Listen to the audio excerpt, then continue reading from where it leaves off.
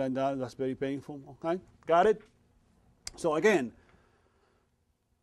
anterior elevation, posterior depression. So I have my patient here and say, well, let's see. I try to move him. Okay. Okay, well, from here, try to go to your cheek here a little bit, and he's not going because whatever. Okay, so, okay, let me move it here. Okay, you feel my hand here. Okay, give me your elbow here. Okay, now try to push into my hands here. Push down a little bit. There you are. Good. Now go to the opposite motion. Now, boom, go. You teach the opposite.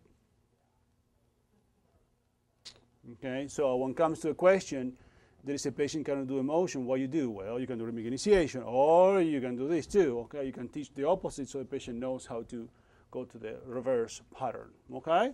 So get into twos, anterior elevation, okay? That was anterior elevation. So we saw the 4 anterior elevation, posterior depression, okay? Of the scapula, we saw anterior elevation, posterior elevation of the pelvis, okay? Posterior depression of the pelvis. Okay. Next week we want to see anterior, okay, depression, posterior elevation. Okay, we want to go for the opposite, and that in that situation we stand up in the opposite direction. Okay. That's next week. That's on Thursday because Tuesday. So basically, for our test, we're not going to be having to stand the wrong way. No, I hope not. But you're. That's why I do it that way, because so you have only way to stand up. There's no way to mess it up, okay? If you stand the wrong way, I mean, you're kind of done. I mean, Unless you're not standing at 1 o'clock. Yeah, and I knew I needed to do move We were all, this. before class, we were all practicing the chop. You want to show that again? no. No. Okay, well, That means it's not going to be on the test? no, let me show you how to do it. Usually you do this with a tennis shoe. You don't do this with because this is a pre-activity gait, okay, to put your tennis shoes. I don't have tennis shoes on. I don't have tennis shoes. I've got slip-ons. Okay, come here. So this is what you do when you have a patient with foot drop. Usually patients, when they come to the clinic, you know, some people have no money, some people have no idea that an ankle foot orthosis exists, okay? So we need to do some gait training, and your PT missed that this patient has no AFO or something, and you have no AFOs in the clinic.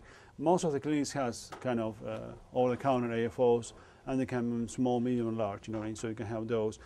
If you don't have, this is the best way to go. Okay, you wrap, okay, on the patient foot, okay.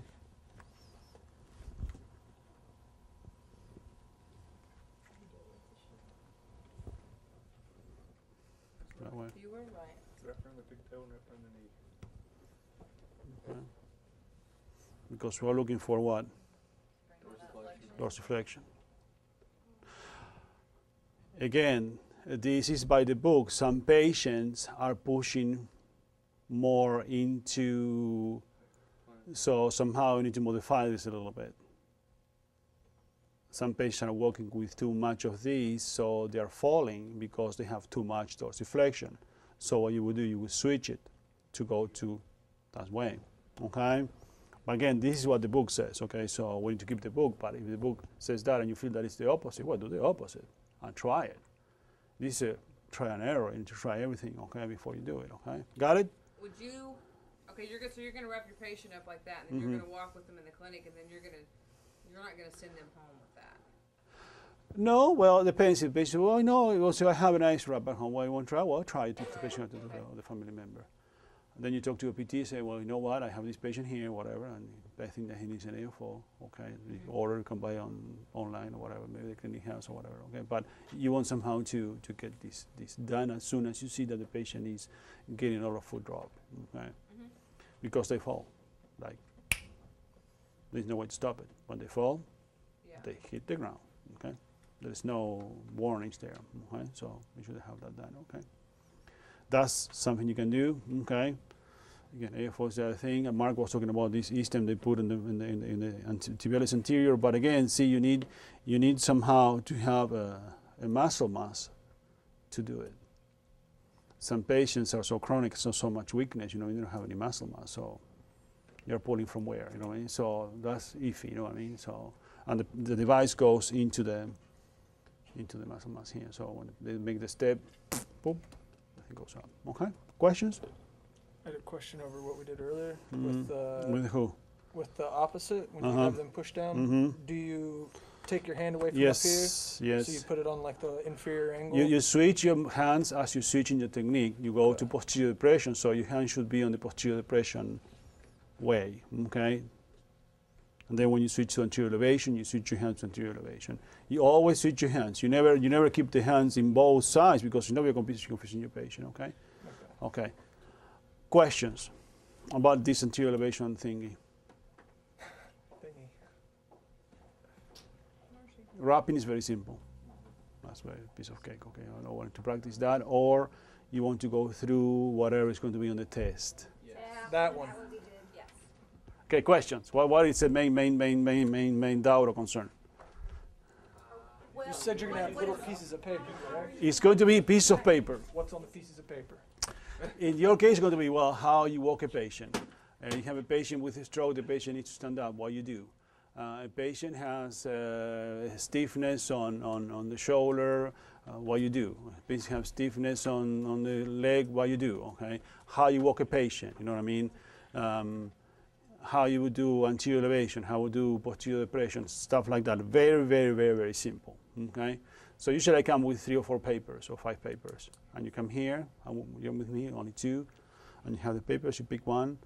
Whatever's on the paper, you start talking about it. I give you one. No matter what we do, as long as it would work, whatever that paper says.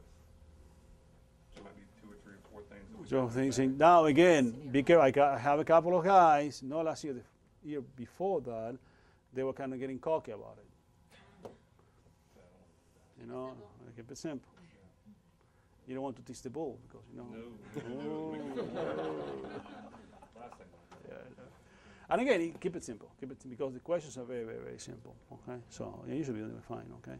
So like Right. walking a patient, you would just maybe like to do the parallel bars where you would And stuff like that, yeah, how you walk a patient, how you stand up a patient, how we didn't see any rolling because I'm waiting to get into upper extremity to show you rolling, how you roll the patient on bed and stuff like that. Now you see that you see in your books, you turn the patient, whatever, you know, and you turn it, okay?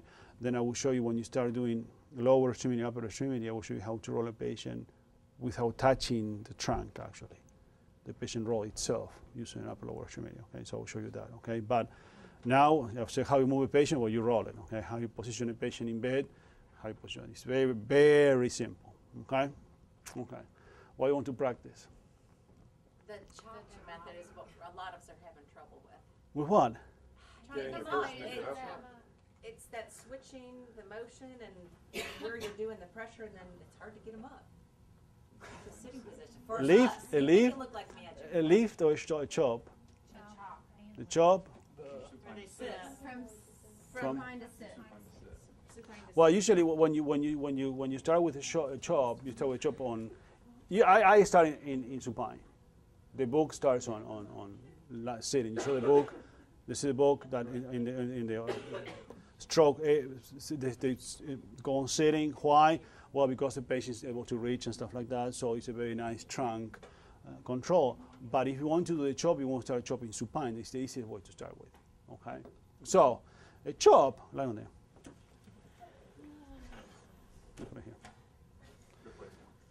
A chop, let's come away, is extension, abduction. Don't. It's going to have that, but so you know what's going on. It's extension, abduction, internal rotation, elbow extended, or elbow with no motion. Okay, elbow keep that way. Okay, that's a chop. Okay, how we chop it? You chop a tree that way. Why we call it chop? Because you don't chop a tree with one hand. You put both hands to chop it. Can you go that way? Okay, so if the patient has control, if the patient has some control, well, you add that hand there. Okay, this can go this way or can go that way. Depends whatever your patient needs or wants. Okay, so from here, okay, he opened his hand. Okay, the trick here is how much extension he's going to have in his wrist. Remember, this is the sound side. This is the affected side. Got it? Got it. So I'm using the sound side to get into extension. Look at him, he's already kicking up. Extension, abduction, okay. Internal rotation. Where I'm looking now? I'm looking that way. where I was before.